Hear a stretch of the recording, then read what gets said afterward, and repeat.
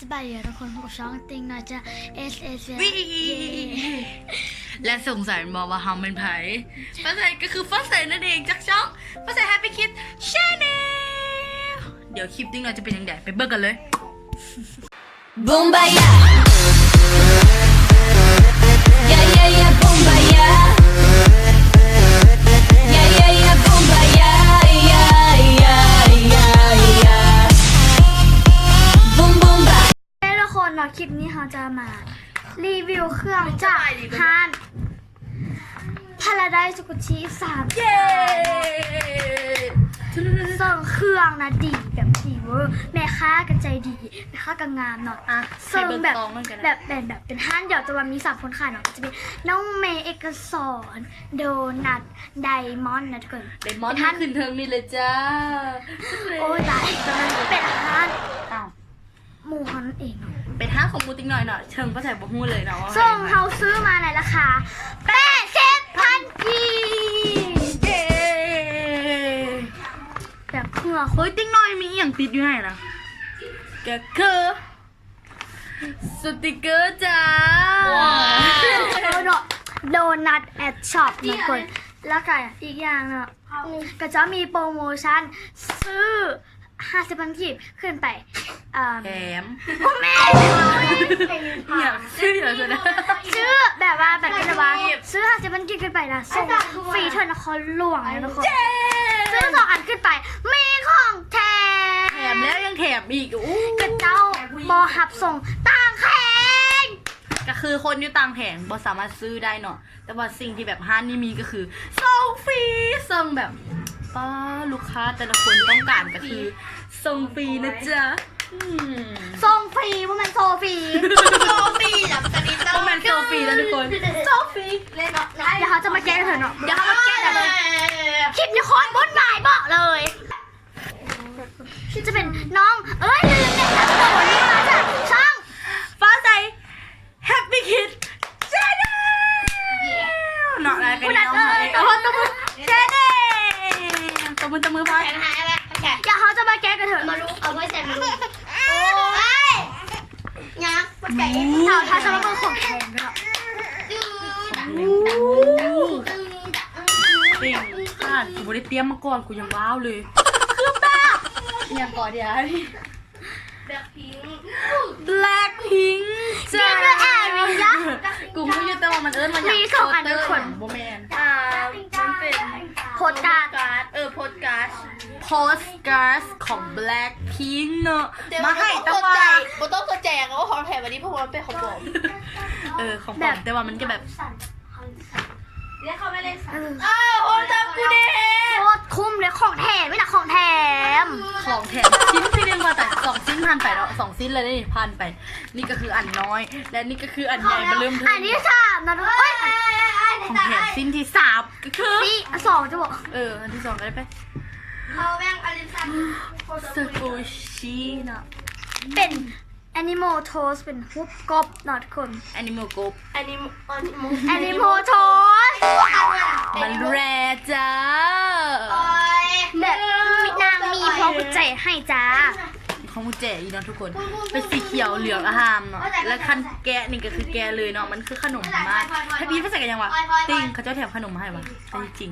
ไม่ได้แถมขนมมันเป็นชิกุชิ มาเขาจะมาเบิกขอเท้าซื้อเนาะ ของที่ซื้อเลยเนาะวันนี้โมเป็นแถมเลยโมมีแถมทางนั้นเนาะโอเคเริ่มกันเลย ชิ้นที่ ก็คือเชน1มากก็ลองทุกชิ้นมันก็ลอง ซากุชิมักกะลอนต้องออกเสียงให้ถึงเนาะมักกะลอน น้ำเลี้ยงพิษ มักกะลอน เป็นของยูดี นิ่มสโล ทุกชิ้นเนาะ หรือว่าข ยู อง เดิม พีชแตมเนี่ยมันยังเสี่ยวซานและสกุชี่เลยดิ เป็นของพีชแตม ของพีชแตมของพีชแตม อันนี้เป็นของ Peach t r a m มันเป็นหูอัน อ้าว มิ มี นิ น้อง ช็อกโกแลต มีคนยังมาน โอ้แพง ำเยอะนี่เนาะนายออกกล้องจ้า ลินนี่นะ อุชากุชิบอก เดี๋ยวเขาจะมาบอกชิ้นที่2แล้วทุกคนทำทาดาดำทำไทยทำแป้ง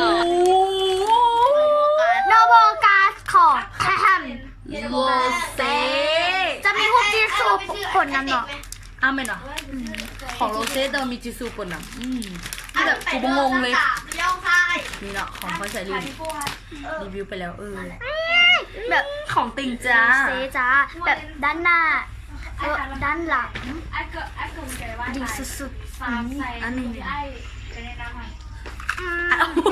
จะเห็นลูกมีฮูปอย่างเงี้ยรีวิวกันเลยจ้ะมีทั้งหมดจากฮูป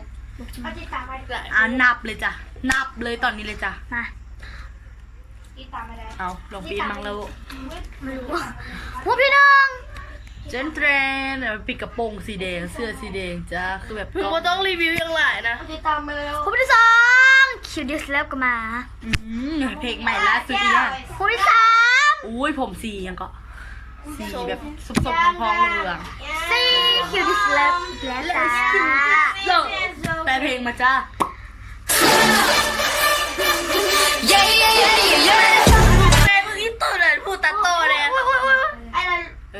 ช่าง เราคุยเฉย ดูสิ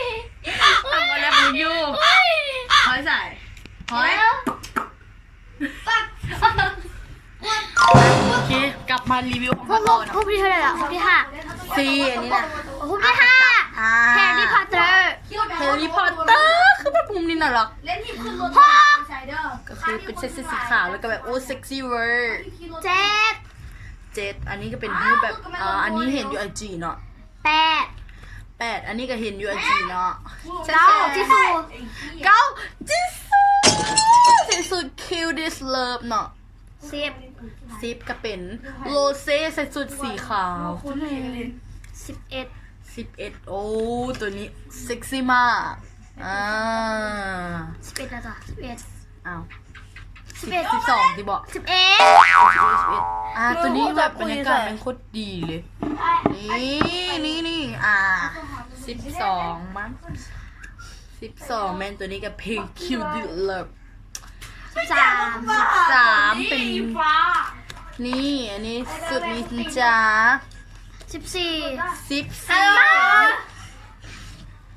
อันนี้ก็น่าจะคิวดิเริ่มเนาะเบิ่งจะทานยังไง 15อ๋อน้าไม่ พวก Adidas ไม่ช่วยด้วย มันเล่นอย่างมันวะเป็นพวก Adidas เนาะต่อไปเป็นจิซูอันนี้จิซูจ้ะ 16เนาะทุกคนไม่17คิ ตัว วดิ นี้ เลิฟ เจ๊ดูบูเกกินเนาะ yeah so Let's kill love หูพิวแต่กับมูนะเนาะ จิบหนักจ้าอุ้ยตัวนี้ก็สวยใส่คนนี้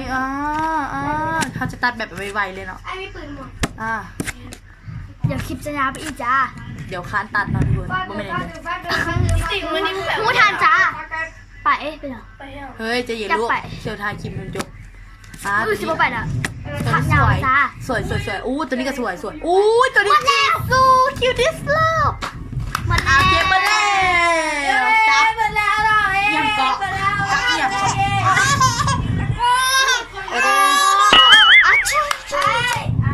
มาเขาจะมาปิดคลิปไปดีกว่าเนาะโอเคทุกคนถ้าใครมาคลิปนี้อย่าลืมกดไลค์กดแชร์กด Subscribe บ๊ายบายบาย บายบายน้องบอลน้องบอลอุ้ย